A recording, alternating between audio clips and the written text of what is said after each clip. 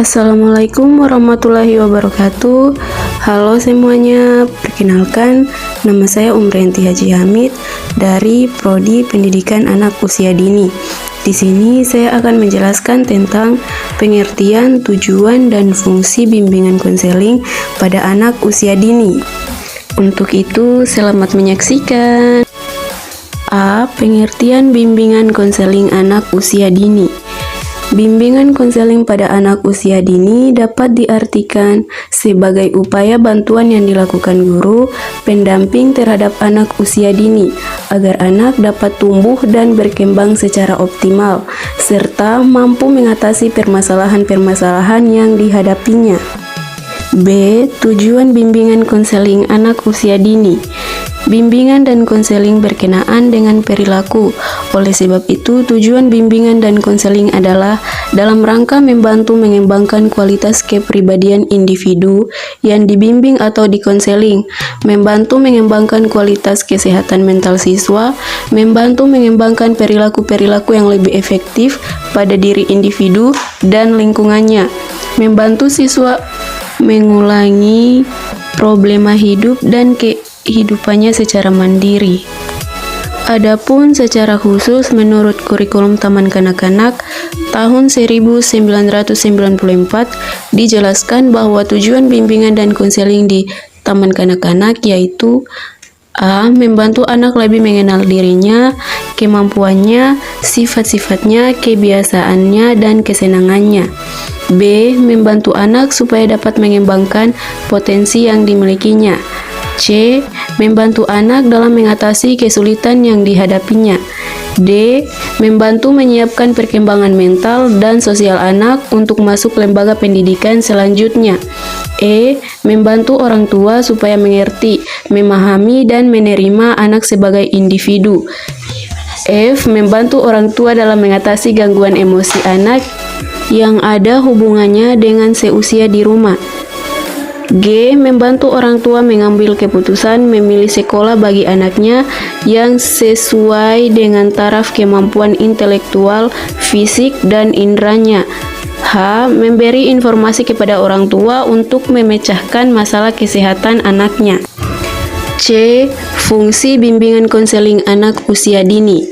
Yang pertama yaitu fungsi pemahaman. Fungsi pemahaman yaitu fungsi bimbingan dan konseling membantu anak agar memiliki pemahaman terhadap dirinya dan lingkungannya. Berdasarkan pemahaman ini, konseli diharapkan mampu mengembangkan potensi dirinya secara optimal dan menyesuaikan dirinya dengan lingkungan secara dinamis dan konstruktif.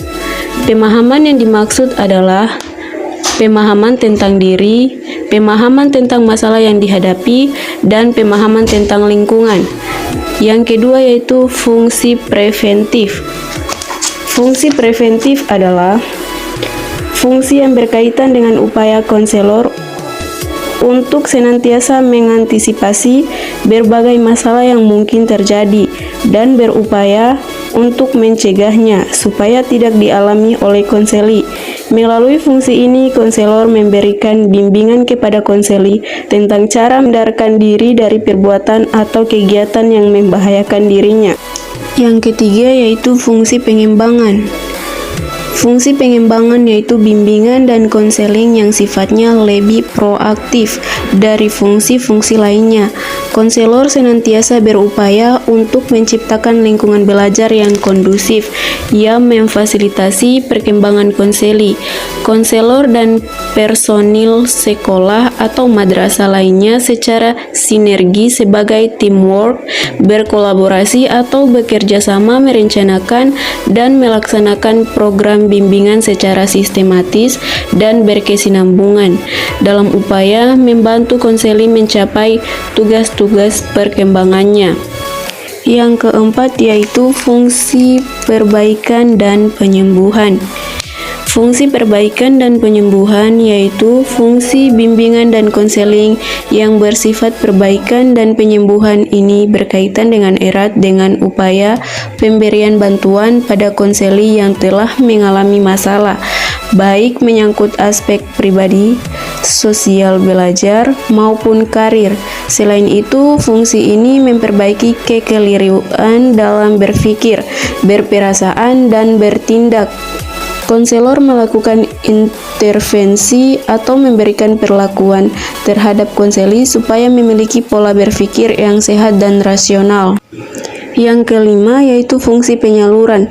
Fungsi ini lebih menitik beratkan bahwa setiap anak hendaknya memperoleh kesempatan untuk mengembangkan diri sesuai dengan keadaan pribadinya masing-masing yang meliputi bakat, minat, kecakapan, cita-cita, dan lain sebagainya.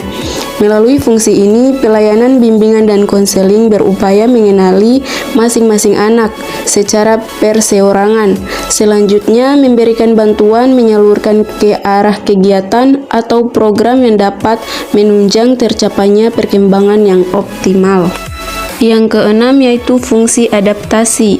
Fungsi adaptasi yaitu fungsi membantu para pelaksana pendidikan, kepala sekolah, dan staf konselor dan guru untuk menyesuaikan program pendidikan terhadap latar belakang pendidikan, minat, kemampuan, dan kebutuhan konseli.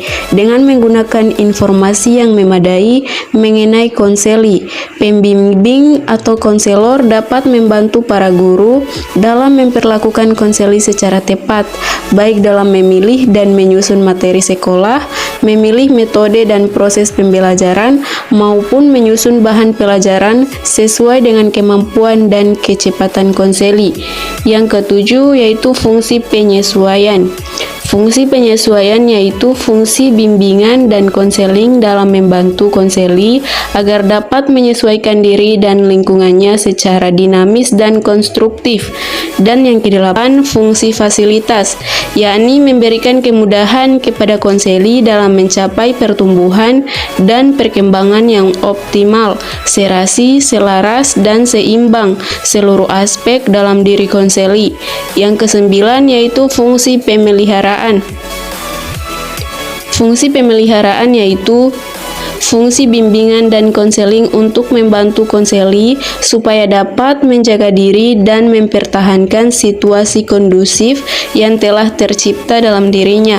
Fungsi ini memfasilitasi konseli agar terhindar dari kondisi-kondisi yang akan menyebabkan penurunan produktivitas diri. Pelaksanaan fungsi ini diwujudkan melalui program-program yang menarik, rekreatif, dan fakultatif sesuai dengan minat konseli. Yang ke-10 yaitu fungsi advokasi. Fungsi ini memberikan layanan bimbingan konseling. Melalui fungsi ini adalah membantu anak dalam memperoleh pembelaan atas hak dan atau kepentingan yang kurang mendapat perhatian.